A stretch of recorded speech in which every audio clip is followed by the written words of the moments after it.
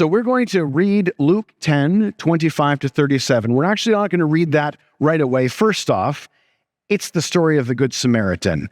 You could probably tell this story. Actually, we might work together on telling this story, but we're going to get started for just a moment. I want us to remember, though, how the story starts. Before Jesus gets into his parable, the thing that triggers the story is a lawyer who asks him this question. This lawyer is hoping to get into whatever it is that is better than this.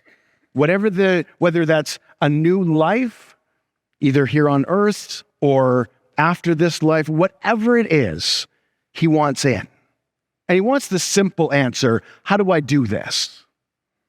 So this conversation comes up about caring for your neighbor, and we hear right away that his answer his next question is a very limiting one. And if we see that and we're aware of that, we also see that these sorts of questions come up very, very frequently in our political discourse. And if we admit it, sometimes we ask these limiting questions too, because the answer, take care of your neighbor, seems obvious. But it's also maybe not the answer he wanted. So he's like, oh, wait, I'm a lawyer. I'm really good at loopholes. We're going to loophole the heck out of this. I've got you here. Tell me, who is my neighbor? Because no matter what, however that question gets answered, it gives you room to limit, to withdraw, to decrease what felt uncomfortable and what felt difficult. Who is my neighbor? Well, as long as I can put boundaries around who my neighbor is, then this is going to be better for me. I can pay whatever it is. I can do the thing, check the box. Into the kingdom of God we go. We sometimes get pulled into that a little bit. And you already know the shape of this story. So in the back of your head, you're already thinking about a priest and a Levite and a Samaritan. You're already thinking about a damaged person by the side of the road. But I'll have to admit to you, because of something that happened to me this week specifically, I'm looking at this with a slightly even more expanded viewpoint. Do you remember how the story starts? There's a certain man traveling a road from Jerusalem to Jericho. It was a dangerous road. It was a sort of place that you don't go either alone or at night, because there were dangers. And of course, this man falls upon those dangers, and robbers or barbarians, different Bibles translated different ways, people who meant him ill, beat him up, probably took whatever he had with him and left him on the side of the road. And we jump immediately to the conversation about who cared for him, right? Like we know how the story goes, because remember there's a priest that comes by and crosses on the other side of the road. And I've preached this a few times. If you look in Leviticus, you can get deep into the reasons why the priest had every right to avoid a dead body. They had all sorts of rules about dead bodies. And I don't know if any of us have encountered a dead body. I hope not. Genuinely, I hope not. But to know the difference between somebody who is actually dead and somebody who is nearly dead, and I'm not just making a Princess Bride reference, but it is difficult to tell, and you need to get very close. And if that person was already dead, then the priest would actually have not been able to do his job. Possibly for the day, possibly for the week, definitely for the day. There are a lot of rules, and you'd have to dig into it to know he had every right to cross on the other side. And the Levite, also a person who worked with the temple organization, the Levites were involved in caretaking, not just like making sure that the temple was in good condition, but they were administrators. So they would have known lots of the rules of the reasons the priest didn't jump in and help out. And they would have also known much about compassion. People within the temple mechanism talked lots about compassion. The Levite also crossed the other side, maybe for the same reason, or maybe because it's a dangerous road and he didn't want to get caught up in it. Or maybe because he was squeamish. We can come up with any number of reasons and we can justify them because, friends, we are closer to the priests and the Levites than we might like to admit. But just before we get to the Good Samaritan and the fact that he was one of the others, the enemies, the bad people, the butt of every joke, before we get to that, I want us to pull back a little bit.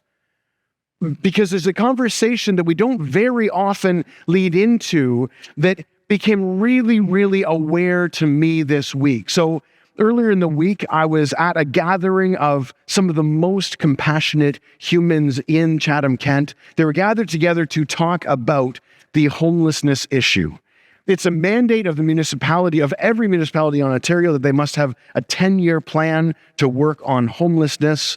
And so the municipality was part of the organizing, but it was not-for-profits, and it was all of the social services. There were business groups of caring people, wonderful people, 50 people in this room together, some of the brightest, people most likely to make something happen. And we gathered together, and it was amazing. The number of stories, ideas that floated out of that group are really going to change this city and how we address homelessness. But there was a thread that came out specifically at our table, but as you went around to the other tables and read their notes, they all felt it as well. That all of these ideas and strategies of how we address homelessness, how we can make social services more available to people where they are, how we can learn more from the people who are living in rough situations so that we can see how they got there and what we can do to support them. All of those are amazing ideas. But this underlying concern was actually a 2,000-year-old concern that we just kept floating to the top, is we need to teach people, the everyday people, the folks who might have crossed by on the other side of the road. We need to educate people about what goes on. And the thing that changed for me when I reread this scripture is we never talk about the road, about the dangerous road that goes from Jericho to Jerusalem. We don't talk about the robbers or the barbarians. We don't spend our time talking about what caused the wounds. We get stuck right into how do we bind up these wounds. And I'm not minimizing that. Binding wounds is absolutely necessary. But if we pause for even a heartbeat, we would realize that that dangerous road from Jericho to Jerusalem passes straight through Chatham-Kent. If you've driven by the encampment by the river, if you've been here on a Wednesday morning, if you've been downtown and seen somebody sleeping in a storefront window or door, you have experienced and seen the dangerous road that takes people and leaves them wounded. Jesus' audience were interested in how to limit down their responsibility. How can we make the number of neighbors as small as possible so it's cheap, so it's easy, so it's comfortable? And in his parable, Jesus blew the doors off and expanded it. And he, in his own way, shared something that I have seen going around in meme format, this idea that we take our good news stories, and it's a very intentionally satirical story about this great news about how somebody raised $20,000 so that 2 orphans were removed from the orphan crushing machine, which is good news, except we don't bother to ask, why is there an orphan crushing machine?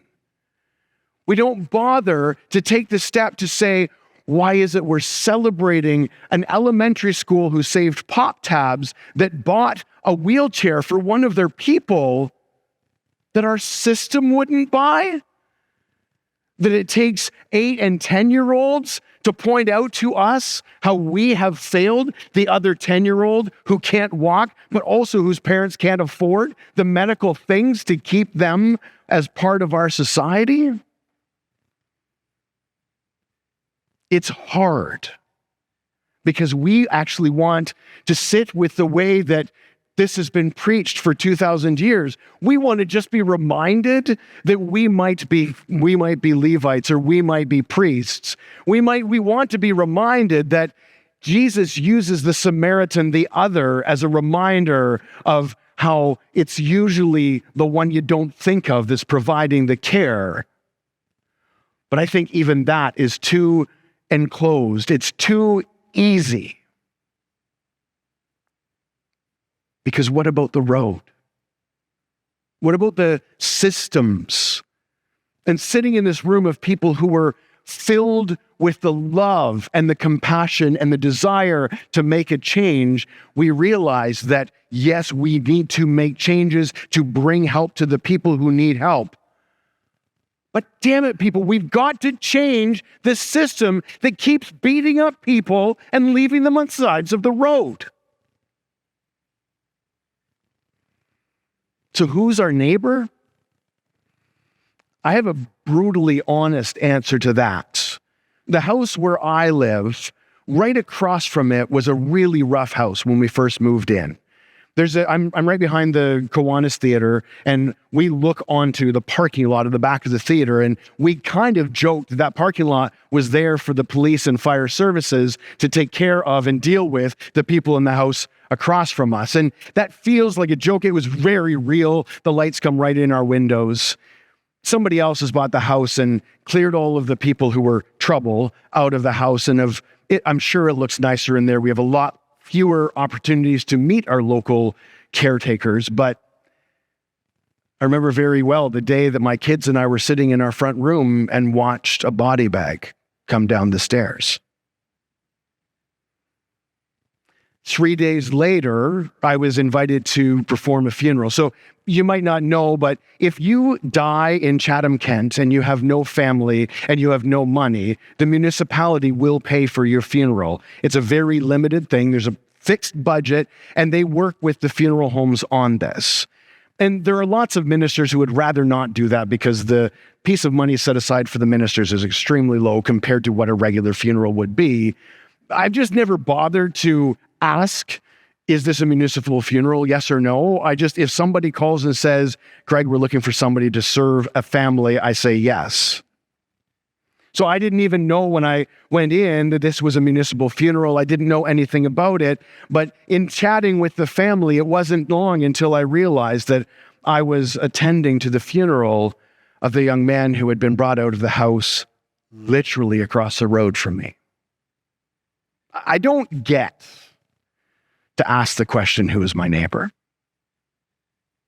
He was a young man who had always had some mental health concerns. He lived in a family of really, really rough upbringing. The best story, and this is going to sound really bizarre, but it was the most loving story I heard from his younger brother, who said the story he remembers best about his now deceased brother is when he stole him his first bike. Most of us would rather tell a story about when somebody bought us our first bike. That wasn't an option. Not for the brother, not for the family. And we had a very honest funeral. We spoke deeply about the demons inside this young man and how it took medication, it took various different substances for him to keep these demons at bay, and eventually they won. It's a hard and it's a very real story. And as I sat with that family, it broke my heart that there weren't more ways that we, as a very wealthy, very cared for society, as systems that know the need, don't address them. The previous church that I served had a caring for neighbors piece of it, and I volunteered with some of that sometimes. And I had opportunity to meet a young man. He He had a very interesting story. He was living on one of the social services, Ontario Works, ODSB, I can't remember. And he had been moved out to Rodney, where I was serving, from St. Thomas, because it was cheaper to house him there. That makes some sense if we just look at the numbers, and it makes sense on a ledger book somewhere. But as you got to know him and as you learned his story, he was a spectacularly skilled guitarist. He was a session musician. It was all rock, not anything you would enjoy. But he was amazing, like genuinely. I hang around with lots of musicians. This man was a level above. His name is on the liner notes of many big names that you would know. He has played with some of the best in hard rock. And then he had a brain injury. I don't remember what happened to him, but it left him with just catastrophic anger management issues. The days that everything were going fine, he was fine. And you absolutely did not want to be around him when things were not going fine. There wasn't really much that they could do, but it certainly changed whether any musician wanted to work with him. It certainly changed whether he was able to make money. And he immediately went from the haves to the have-nots. This is a few years ago, and so pot was a little bit less okay back then than it is now. But pot was his mechanism to get through the worst of the days because he couldn't really afford the medicine that would be available, and it didn't particularly work for him. And he used a lot of pot. If you bumped into him on a day, it could be very difficult to carry on a conversation with him. But the good news is he wasn't screaming obscenities in your face. And he lived with a guitar, way more expensive than any guitar I own, and a dog. The dog was also one of the reasons they moved him out of St. Thomas, because none of the housing options available in St. Thomas would allow you to have an animal. He told me one day, I wouldn't normally share, but he is gone now, unfortunately, so I feel comfortable to share this story. He regularly got to the end of his rope. And from Rodney, he would walk out Furnival Road towards the 401 with every intent of just jumping off. And that dog, knowing that tomorrow there'd be nobody to care for that dog, was the only thing that ever made him turn around.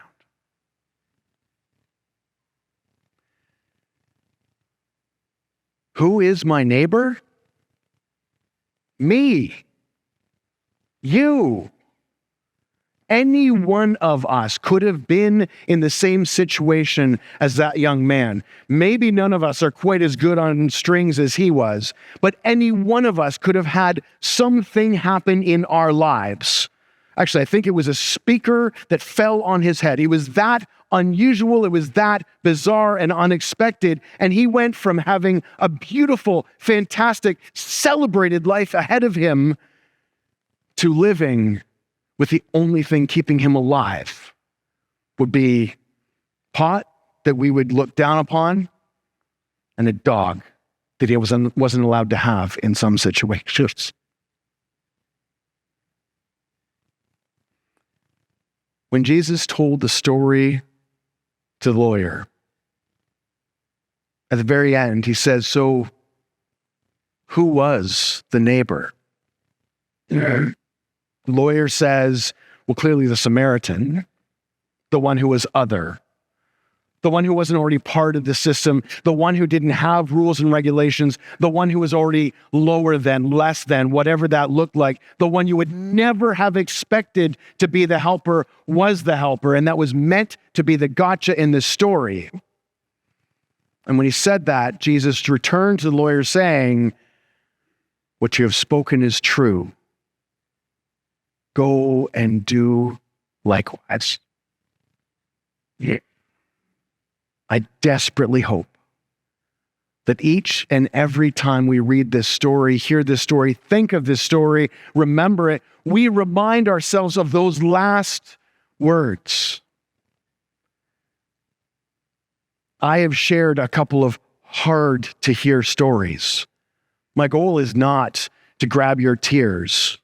My goal is to guide us very directly to those last words of Jesus that we hear ringing in our own ears. Go and do likewise. Yes, of course, we need to bind up the wounded.